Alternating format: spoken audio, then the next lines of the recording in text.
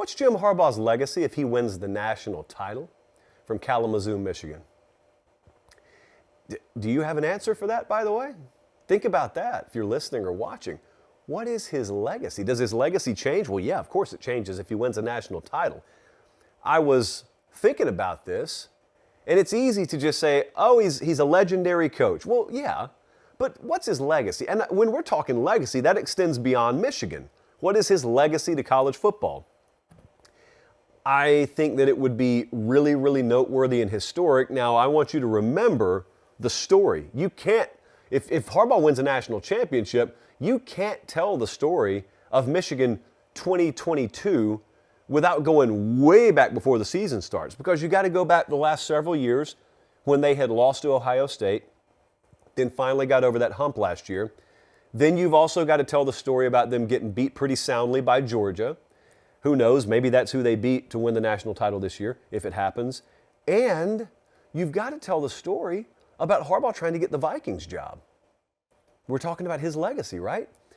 National Signing Day of earlier this year. Do you remember what happened? We were, I guess, down in Fort Lauderdale. We were doing a signing day show. Everyone's looking to put the finishing pieces on their class. Jim Harbaugh was interviewing for the Vikings job on signing day. Do you remember? Yeah, now you remember, right? Yeah, people had forgotten about that. It hasn't even been a year, guys, but it's already a distant memory, because when he checked back in, he didn't get the job. He lost both of his coordinators.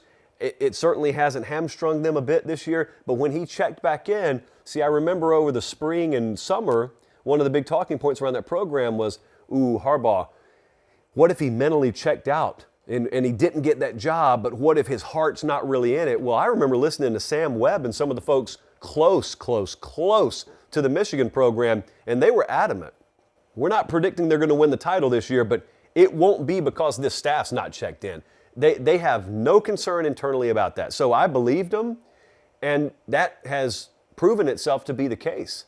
So that's part one of that legacy. Part two of that legacy would be he's accomplished something, if he wins a title, that no Michigan coach has accomplished this millennium, and he will have done it his way.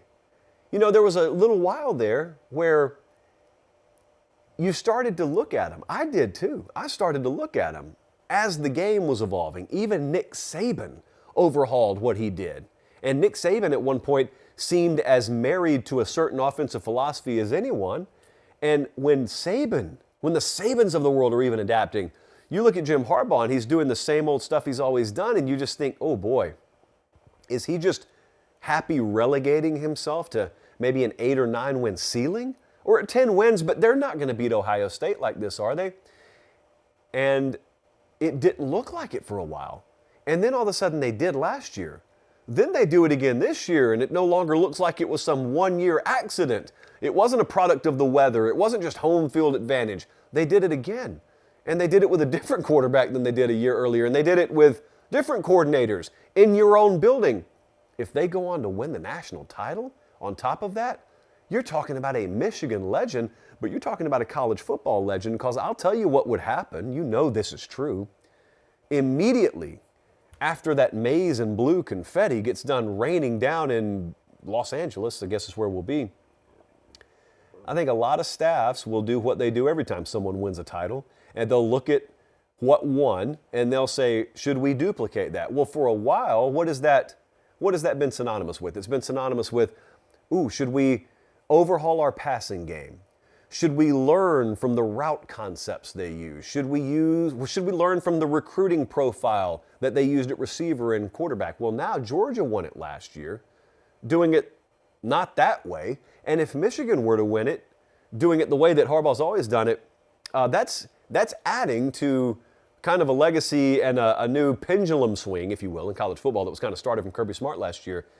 That'd be interesting. But as for Harbaugh's legacy, he will have accomplished everything you could ever dream, hope and dream that he could accomplish if they win the national championship. I mean, from that point forward, it wouldn't matter.